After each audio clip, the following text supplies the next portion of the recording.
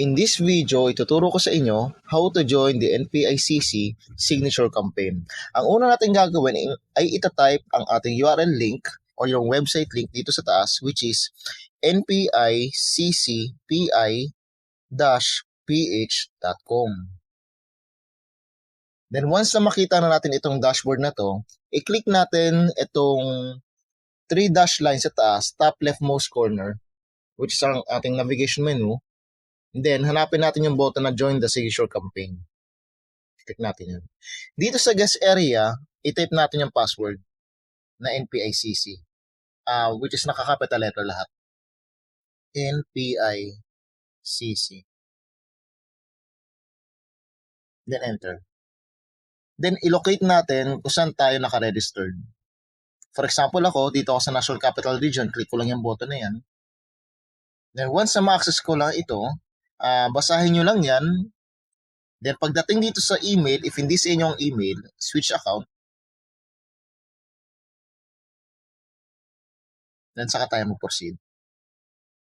Yan.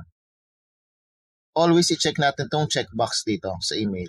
I-check lang natin yan. Then first name, ayan, naka-auto-fill up na yung sa akin. First name, middle name, surname, then yung address. Sitio, barangay, then municipality. District is optional. Pwede nyo yung fill upan, pwedeng hindi. Province, then yung date of birth. Dito sa date of birth, para mabilis, pag nandito na kayo sa calendar, i-click nyo itong taon sa taas, then hanapin nyo.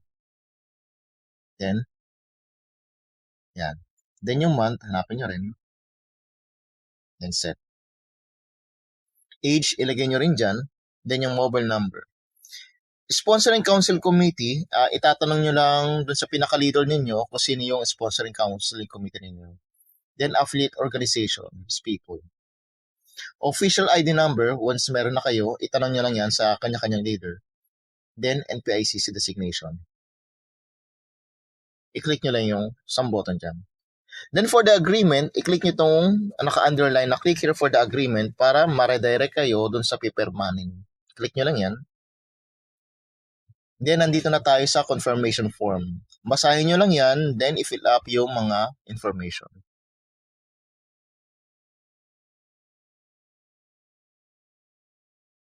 Percent number.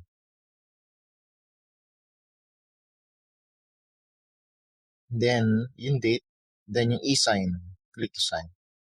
Ang kinagandaan nitong e-sign in comparison dun sa conventional, mabilis nating mai-register agad. Then save signature. Then download sign confirmation. Once na dito na kayo, i-close nyo lang ito.